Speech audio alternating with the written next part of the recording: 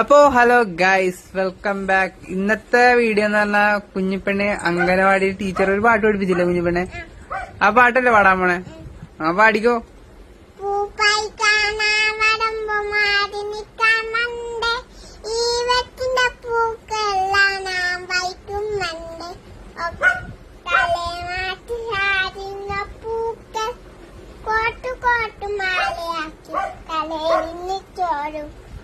ഒക്കമാണ് വെച്ചോണ് പൂവന്ന് വെച്ച കഞ്ഞി പൈങ്കിലേലും അരിയൊക്കം പൂവേ അരിയൊക്കം പൂവേ.